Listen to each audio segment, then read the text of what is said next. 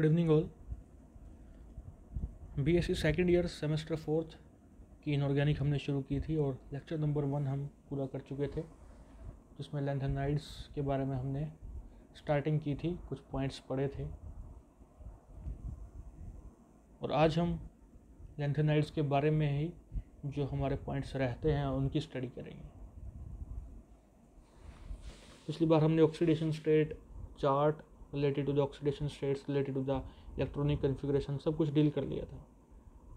तो अगर आपने वो नहीं देखा तो पहले वो ज़रूर देखिएगा, सुनिएगा, उसके बाद यहाँ आइएगा। तो देखिए, आयनाइजेशन एनर्जी आपको पता है, वैलेंस शेल इलेक्ट्रॉन में से इलेक्ट्रॉन निकालने के लिए जो एनर्जी चाहिए आपको 11th-12th से पता है, ठीक है, दैट इज़ आयनाइजेशन एनर्जी। और एक चीज़ जो आपको पता होगी, रिवाइज करा देता हूँ कि डाउन द ग्रुप जब जाते हैं पीरियोडिक टेबल में तो साइज बढ़ता है और आयनाइजेशन एनर्जी कम होती है। और जब हम लेफ़्ट राइट चलते हैं, अलोंग द पीरियड चलते हैं, तो साइज जो है घटता है क्योंकि न्यूक्लियर चार्ज बढ़ता है और आयनाइजेशन एनर्जी भी बढ़ती है। तो देखिए, लैंथेनाइड्स भी लेफ़्ट टू राइट हम पढ़ते हैं, आपने देखा होगा lanthanide series left to right है, फिर एक्टिनाइड सीरीज़ भी लेफ़्ट टू राइट है, डाउन द ग्रुप नहीं चलेगा, लेफ़्ट टू राइट चलेगा। तो यहाँ पे ओवरऑल देखा जाए तो लो आयनाइजेशन एनर्जी है इनकी, ठीक है, लेकिन लेफ़्ट टू राइट जाने पे इनकी ionization energy first and second वाली देखें तो बढ़ती है, ठीक है। उसका कारण आप जानते हैं, इफेक्टिव न्यूक्लियर चार्ज या न्यूक्लियर चार्ज कह लीजिए बढ़ता है और साइज कम होता है तो एनर्जी ज़्यादा लगेगी इलेक्ट्रॉन निकालने में। मेल्टिंग एंड बॉइलिंग पॉइंट की बात करें तो हाई मेल्टिंग बॉइलिंग पॉइंट है, लेकिन यूरोपियम और यटरबियम, आपको याद होगा पिछले लेक्चर अगर आपने सुना होगा कि F7 और F14 हो जाता है, ठीक है। तो 2 ही इलेक्ट्रॉन ये दे सकते हैं 6s वाले, क्योंकि अदरवाइज़ F वाले देंगे तो स्टेबिलिटी नहीं रहेगी। देखिए, हाफ फिल्ड और फुल्ली फिल्ड कन्फिग्रेशन तो हाईली स्टेबल होती है, तो यूरोपियम और यटरबियम वही केसेस हैं, पिछले लेक्चर में हमने देखा था, ठीक है। तो लो मेल्टिंग बॉइलिंग पॉइंट है क्योंकि ये 2 ही इलेक्ट्रॉन शेयर करेंगे या लूज़ करेंगे टू फॉर्म मेटालिक बॉन्ड, और कम इलेक्ट्रॉन से बना हुआ बॉन्ड जो है स्टेबल भी नहीं होगा, ज़्यादा वीक होगा। तो ऐसा ही यहाँ होता है। बाकी लैंथेनाइड्स जो है 3 इलेक्ट्रॉन्स पर एटम देंगे in metallic bonding, so metallic bonds will be strong in comparison to the metallic bond in europium and ytterbium, ठीक है। वहाँ लो मेल्टिंग बॉइलिंग पॉइंट है, बाकियों में ज़्यादा है, क्योंकि देखिए boiling point melting point depend करेगा बॉन्डिंग पर ही। उनको तोड़ोगे तो जाके वो मेल्ट होगा, तो जाके वो बॉयल होगा। I hope you are gaining the point, आप समझ पा रहे होंगे चीज़ों को। अब देखिए डेंसिटी यानी मॉलिक्यूल्स या एटम्स कितना क्लोजली अरेंज्ड हैं, ठीक है। ज़्यादा क्लोज हैं तो high density, otherwise low density, ठीक है। तो डेंसिटी यहाँ पर जो है वो लो है, रेंज है इसकी 6.7 से 9.74 ग्राम पर centimetre cube. Europium and ytterbium have low values, ठीक है। पिछले पॉइंट्स को आप इसके साथ मैच कर सकते हो, वहाँ भी इनका जो मेल्टिंग पॉइंट बॉइलिंग पॉइंट था लो था, उसका कारण मैंने आपको बता दिया, ठीक है। डेंसिटी भी इनकी कम रहेगी। और 6th है heat of fusion and heat of vaporization, कोई ट्रेंड ही नहीं है सेट, ठीक है। लेकिन हीट ऑफ फ्यूज़न क्या होता है, जो 0 डिग्री सेंटीग्रेड पे आपने पढ़ा होगा 9th क्लास में कि आइस से पानी बन रहा है, 0 डिग्री ही टेम्परेचर रहेगा, इस दौरान जो हीट का चेंज होगा that is heat of fusion. ऐसे ही 100 डिग्री सेंटीग्रेड पर पानी जो है वेपर बन रहा है, ठीक है, टेम्परेचर 100 डिग्री ही रहेगा, इस दौरान जो हीट है involve that is heat of vaporization, क्योंकि वेपर्स बन रहे हैं, ठीक है। तो ये चीज़ें तो पुरानी हैं और इसमें यहाँ कोई डेफिनेट ट्रेंड है नहीं, तो इस पर कोई क्वेश्चन बनता नहीं। And in electronegativities values that is also less, that is 1.0 to 1.15. This is close to alkali and alkaline earth metals. देखिए, आपको पता है alkali and alkaline earth metals are metals and they lose electrons, they are electropositive in nature, ठीक है। Electron loose कर देते हैं, जैसे Na+ आपने पढ़ा है, K+ पढ़ा है, तो Na+ Cl- ये बना हुआ आपने कई बार देखा है, NaCl, तो उसमें ठीक है। तो देखिए आयनिक बॉन्ड है ना, कंप्लीटली विड्रा हो गया इलेक्ट्रॉन Na का, उसने पूरा खो दिया इलेक्ट्रॉन को और Cl ने उसे अपना लिया, उसे ले लिया। तो Cl पे माइनस चार्ज, Na पे plus charge, that is ionic bond. ठीक है, complete transfer of electron is there. So कुछ ऐसा ही यहाँ पर देखने को मिलेगा। इलेक्ट्रॉन एक्टिविटी इनकी ज़्यादा नहीं है, कम है, तो इसका मतलब अपने इलेक्ट्रॉन को खोना, अपने से दूर हटाने में इनको कोई ज़्यादा प्रॉब्लम नहीं आएगी। And that also means they are electropositive in nature and they form ionic compounds. देखिए अगला इलेक्ट्रोपॉजिटिव कैरेक्टर ही है, तो इलेक्ट्रॉन नेगेटिविटी कम है, आयोनाइजेशन एनर्जी कम है, पहले देख चुके हैं। So they are electropositive in nature. अब आया है बड़ा ही important point, colour and spectral properties. देखिए वैसे ये सिल्वरी वाइट है, but their ions are coloured, सभी के नहीं, लेकिन many of the lanthanides are coloured in ionic form, मतलब जब वो आयंस बन जाएंगे तो वो कलर्ड होंगे, otherwise they are silvery white. तो पहला क्वेश्चन बन गया। दूसरा देखिए, colour depends upon the number of unpaired electrons. जितने ज़्यादा होंगे नंबर ऑफ अनपेड इलेक्ट्रॉन्स, उतना ही ज़्यादा कलर होगा, intense. Colour is due to FF transition. ठीक है, तो देखिए FF ट्रांजिशन से कलर आ रहा है, हालांकि FF transition is not allowed. ठीक है, लैपोर्टे फॉरबिडन है, और स्पिन अलाउड भी नहीं होगी, हो भी सकता, ये स्पिन अलाउड भी नहीं होगी, लैपोर्ट अलाउड भी नहीं होगी, वो डिपेंड करेगा सिचुएशन पर, देखना पड़ेगा। ठीक है, अभी आगे मैं आपको बताता हूँ इसके बारे में। और absorption bands are extremely sharp line like bands, sharp peaks. अब देखिए अगर आपको याद हो, डी ब्लॉक एलिमेंट्स जब पढ़े थे, ट्रांजिशन मेटल कॉम्प्लेक्सेस पढ़े थे, तो वहाँ पर जो आती हैं पीक्स, ब्रॉड पीक्स आती हैं, और यहाँ पर लैंथेनाइड्स में जो पीक्स होंगी वो हमारी शार्प आएंगी, शार्प पीक्स, या बोल लीजिए शार्प लाइन लाइक बैंड्स, या शार्प पीक्स बोल लीजिए। तो इसका कारण है कुछ, एक तो पहला क्वेश्चन ही बन गया कि किस तरह की पीक्स आती हैं, तो आप कहेंगे शार्प पीक्स आती हैं। ट्रांजिशन मेटल कॉम्प्लेक्सेस में कैसी आती है, आप कहेंगे ब्रॉड पीक्स आती हैं। अब शार्प पीक्स क्यों आ रही हैं, ठीक है, वो देखते हैं अगली स्लाइड में। The main reason for very sharp absorption peaks in lanthanide complexes is that 4f orbitals are buried deep and shielded by 5s and 5p orbitals. There is less interaction of ligands and 4f orbital, and hence 4f orbitals absorb a definite amount of energy and sharp peak comes in spectra. ठीक, तो इसको समझाने की कोशिश करता हूँ, ज़रा समझिएगा। देखिए 4f ऑर्बिटल्स अंदर की तरफ हैं, न्यूक्लियस के पास हैं, और 5s 5p उसके बाहर होते हैं। और अगर एनर्जी वाइज देखा जाए तो 4f के बाहर 6s और 5d वाले ऑर्बिटल्स आ जाएंगे, मतलब ये शील्डेड रहेगा। ठीक है, देखिएगा, ये रहा न्यूक्लियस, ये रहा हमारा 4f, ये रहा मान लो हमारा 5d है, ये 6s है। तो एक तरह से जब एनर्जी वाइज बनाया मैंने, तो 5d 6s बाहर की तरफ हैं, इसको शील्ड कर रहे हैं, otherwise 5s 5p orbitals are also there. ठीक है, लेकिन एनर्जी वाइज देखा तो 5d 6s बाहर हैं। तो ये जो न्यूक्लियस है और ये हमारे दो ऑर्बिटल्स हैं जो 4f को कहीं ना कहीं प्रोटेक्शन दे रहे हैं, शील्डिंग कर रहे हैं, उसकी स्क्रीनिंग इफेक्ट आप पढ़ चुके हैं, शील्डिंग इफेक्ट पढ़ चुके हैं। ठीक है, तो ये सब चीज़ें आपको पता है, इफेक्टिव न्यूक्लियर चार्ज पता है, पिछले लेक्चर में मैंने इनके बारे में बताया था।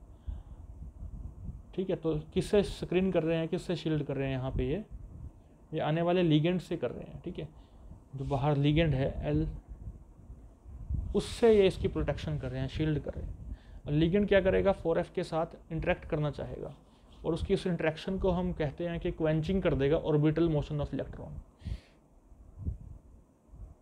इससे पहले कि मैं आगे जाऊं, थोड़ा सा बात करते हैं। जो पिछले सेमेस्टर में आपने कुछ पढ़ा था,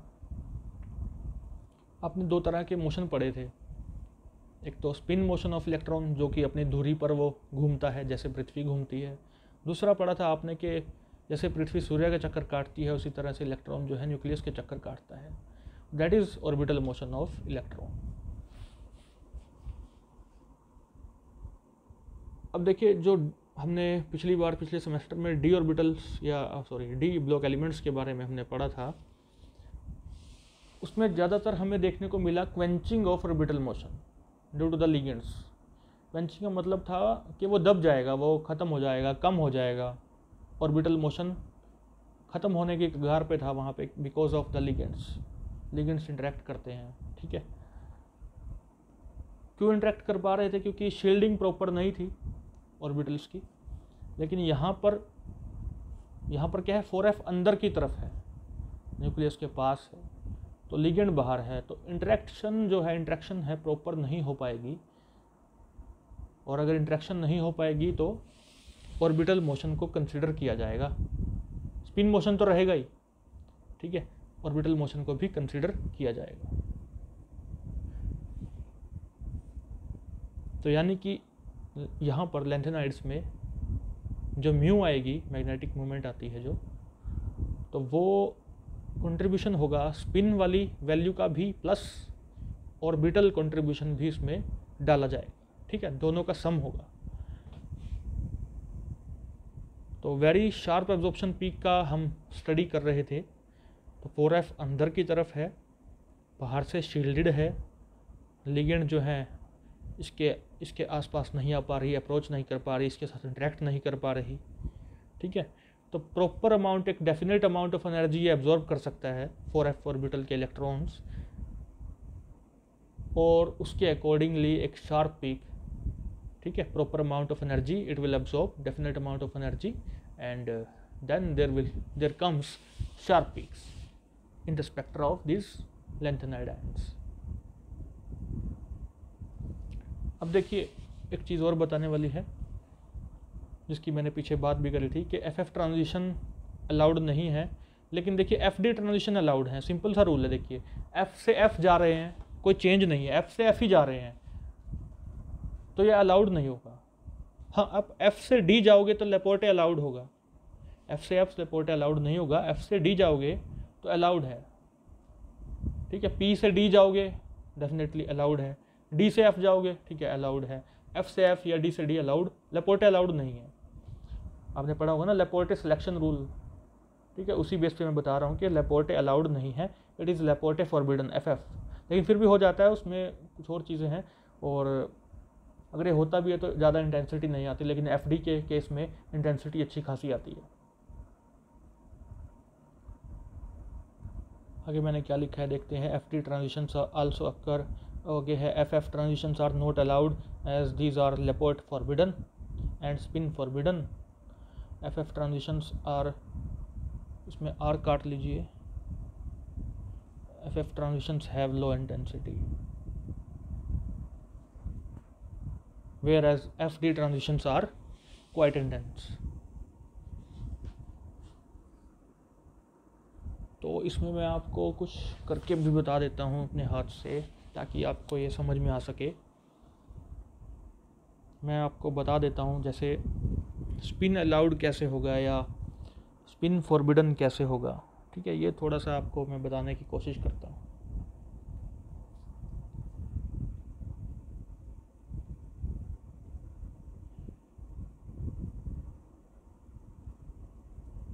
देखिए यहाँ पे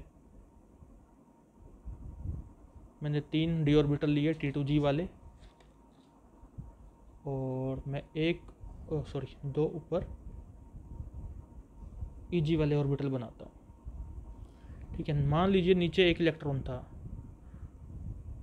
थोड़ी देर में क्या हुआ कि ये इलेक्ट्रॉन यहाँ ना रह करके इसकी ट्रांजिशन हुई और ये EG में पहुँच गया। तो अभी फ़िलहाल जब ये नीचे था तो स्पिन निकालेंगे, S1 निकालेंगे तो क्या आएगा, 1/2 आएगा। इसका S1 क्या आएगा, 1/2 आएगा।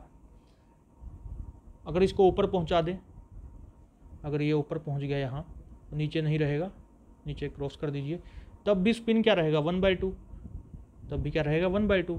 और 1/2 माइनस 1/2 यानी कि S2 माइनस S1 जो बाद में आया है, तब क्या है 1/2, पहले क्या था 1/2, तो 1/2 माइनस 1/2 क्या आ जाएगा, 0, ठीक है, 0 आ जाएगा। So in that case it is spin allowed, ठीक है। डेल्टा S अगर 0 आता है दैट इज़ स्पिन अलाउड, ये याद रखिएगा। डेल्टा S अगर 0 आता है तो स्पिन अलाउड होगा, अगर ये 0 नहीं आता है, 0 के इक्वल नहीं आता है, it means it is spin forbidden, ठीक है। तो स्पिन का तो ये रहा रूल। और इसके अलावा मैग्नेटिक प्रॉपर्टीज़ से पे जाने से पहले थोड़ा सा मैं क्या बताऊं आपको, स्पिन फॉरबिडन का देख लेते हैं एक बार। अभी यहाँ पर जगह थोड़ी कम है लेकिन कोई बात नहीं, देखिएगा हम केस ले लेते हैं, D5 का केस ले लेते हैं, केवल समझाने की कोशिश कर रहा हूँ, ठीक है। एक इलेक्ट्रॉन यहाँ है, 2 3 4 और 5, D5 का केस है। अभी एनर्जी मिली इसको तो होगा क्या, नीचे से मान लीजिए एक इलेक्ट्रॉन ऊपर चला गया, यहाँ 2 रह गए और यहाँ 2 पहले से थे। जो नीचे वाला जो है अपनी स्पिन को चेंज करेगा। अब मैं बनाने लग रहा हूँ उसे, देखिए स्पिन उल्टी हो गई, स्पिन का रिवर्सल हो गया। यहीं से पता चल गया कि स्पिन फॉरबिडन है। स्पिन तो सेम रहनी चाहिए ना ऊपर जाकर भी, लेकिन चेंज हो गया। बाकी अगर आप पहले केस में S1 निकालेंगे तो क्या आएगा, 5/2 आएगा, क्योंकि 5 इलेक्ट्रॉन से डिवाइड बाई 2 कर दो, 5 नंबर ऑफ अनपेड इलेक्ट्रॉन्स हैं, ठीक है। सेकंड केस जो बना है आपके सामने यहाँ पे सर्कल के अंदर, यहाँ पे S2 निकालिए, 3 अनपेड इलेक्ट्रॉन्स हैं, 2 नीचे 1 ऊपर, तो 3/2 S2 की वैल्यू है। तो आपको S2 माइनस S1 करना होता है, तो 3/2 माइनस 5/2 आप करेंगे तो आपके पास क्या आएगा, इसका मॉडल इसका लीजिएगा तो 1 आएगा आंसर, ठीक है। That is spin forbidden, okay. इसका मोड ले लीजिएगा तो आपके पास डेल्टा S क्या आएगा, -2/2 यानी -1, उसका मोड लेंगे तो 1 आ जाएगा, ठीक है। तो 1 अगर आ रहा है it means it is spin forbidden, और स्पिन अलाउड हमने अभी चेक किया था। और लेपोर्टे फॉरबिडन या लेपोर्टे अलाउड क्या है वो आपको बता दिया, F से F या D से D, that is Laporte forbidden. But अगर आप P से D में जा रहे हैं, ट्रांजिशन P से D में है, D से F में है, इन दैट केस क्या होगा, इट विल बी लेपोर्टे अलाउड। देखिए D के, चलिए D और P का देख लेते हैं केस, या D और F का देख लीजिए। D का मतलब क्या है, D का मतलब है L की वैल्यू कितनी होगी D के लिए, अगर आपने पिछले सेमेस्टर में ध्यान दिया होगा तो D के लिए देखिए कैसे होता है। आपको पता है orbitals S P D F, S के लिए वैल्यू होती है 0, P के लिए 1, D के लिए 2, F के लिए 3, ठीक है। अब 2 से 3 में जा रहे हैं, D से F में जा रहे हैं, तो 3 - 2 कीजिएगा, 1 आएगा, और अगर 1 आता है तो दैट इज लेपोर्ट अलाउड। अब D से D करोगे तो क्या आएगा, 2 - 2, 2 - 2 0 आ जाएगा, और अगर 0 आता है तो वो दैट इज लेपोर्टे फॉरबिडन, ठीक है। तो ये चीज़ें मैंने आपको बता दी हैं, थोड़ा डीप में बता दी हैं आपको, ताकि आपको आगे दिक्कत ना आए। तो अभी के लिए अब हम इसको छोड़ते हैं पॉइंट को, और मैग्नेटिक प्रॉपर्टीज़ की बात करते हैं। इसका बेस तो तैयार कर दिया है मैंने पिछले पॉइंट में, अब देखिएगा, बस पढ़ लीजिए। In D block elements orbital motion is quenched by ligands, ठीक है। अभी बताया आपको पिछले सेमेस्टर में, यानी कि BSc के 5th सेमेस्टर में हमने ये पढ़ा था कि डी ब्लॉक एलिमेंट्स में ऑर्बिटल मोशन जो है क्वेंच कर दिया जाता है बाय लिगेंड्स, ठीक है। इसलिए वहाँ ज़्यादातर स्पिन ओनली वैल्यू हम देख पाते हैं, और उसका फॉर्मूला हमने पिछले बार किया था, √n × n+2, ठीक है। और उसके अलावा √4s × s+1 हो सकता है अगर L 0 हो, जो कि आप नीचे देख पा रहे हैं, ठीक है। अब आज की बात करते हैं। आज के इस चैप्टर में लेंथेनाइड्स में 4f ऑर्बिटल अंदर की तरफ है, शील्डेड है, लिगेंड्स बाहर रह जाते हैं, इंटरेक्ट नहीं कर पाते। Hence magnetic movement is due to both spin and orbital motion of electrons, यानी कि यहाँ ऑर्बिटल मोशन क्वेंच नहीं होगा, रहेगा, उसे जोड़ना होगा। और फॉर्मूला बन करके जो आएगा हमारे सामने वो लिखा है μs + L = √4s × s+1 + L × l+1। किसी केस में L अगर 0 दिखाई दे तो 0 पुट कर दीजिएगा, फॉर्मूला बन जाएगा √4s × s+1, ठीक है। तो 9th और 10th पॉइंट बहुत इंपॉर्टेंट है, इनको ध्यान में रखिएगा। आई होप आपको समझ में आया होगा। Thank you very much.